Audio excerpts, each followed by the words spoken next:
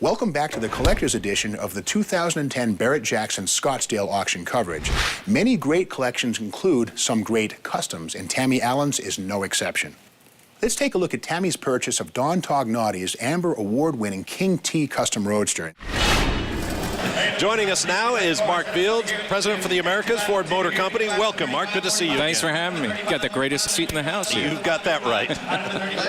And now let's go to the stage for a special presentation. Barrett Jackson Company President Steve Davis is addressing the room.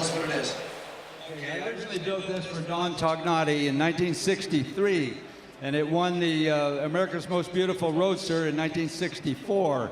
And with the car, by the way, it belongs to Ken McBride, and he's in the motel with cancer and can't even get over here to the show. But anyway, trophies goes with it, the original AMT kit, and here's a Hot Wheels of the King T. And this is one of the first cars that ever had a chrome frame rails, and the first car that had independent rear suspension. It was a really fantastic car in its time. Folks, again, you're buying hot rod history with the legend himself. Our best wishes goes out to the consignor, Ken McBride, who has some spectacular cars. He's not feeling well today, but I'm sure he's watched us on TV. So let's raise as much money as we can for the seller. It's an opportunity to buy history right here. Here we go, Amber Award winner.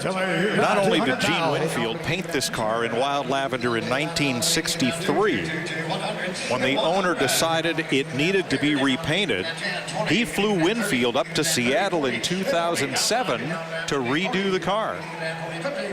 This is an amazing car, guys. You know, the model kit that was done by MPC back in the day, Tognotti's T, just, I don't know, launched my boat when I was a little kid, and here it is in person. I'm dazzled. All right, the great story about this is when this car was built back in 1964, it didn't actually run. It was a pusher. It's never actually run. To sell the car at the auction, they decided they needed to have the engine run, everything worked. They went through it from front to back and make it a driver.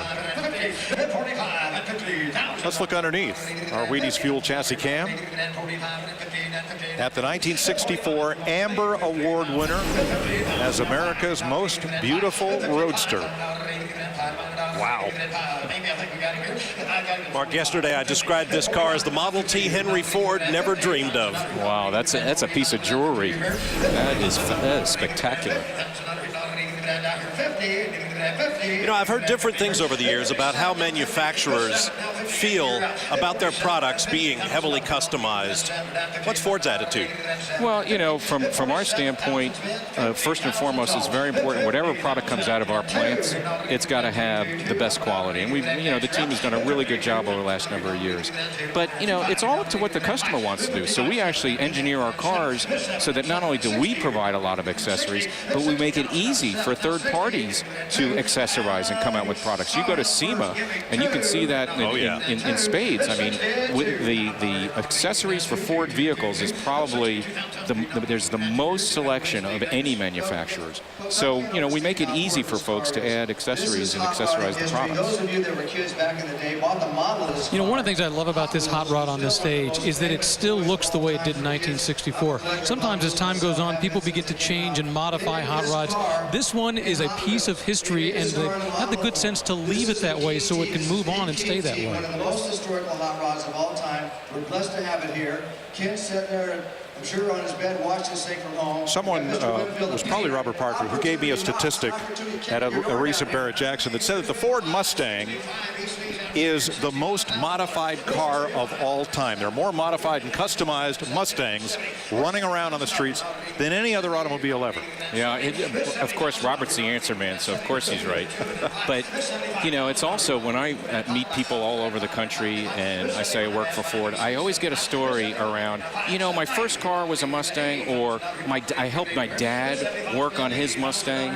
So I think that's probably pretty true. There's lots of folks that spent lots of time in their garages working on it with either their dad, their grandfather, or whoever. A lot of interest in this Model T Custom.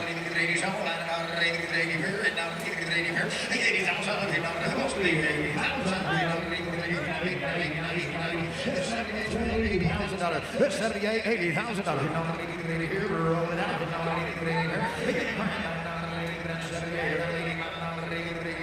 all in, 80, 78,000. Anybody else? And all in, and all down, $80,000 here. 80,000 down, and 80 here. Hammers up, 80,000 and $78,000 and now 80 here. $80,000 on them now, 80 here. Last and final call, 80,000. 80,000. Who am I missing? $80,000 on them and I have. $78,000. $78,000. I like your description, Mark. A piece of jewelry. Don't go away, because the beat goes on as Tammy buys a pair of Barris Customs. Even after all these years, Cher remembers her Mustang.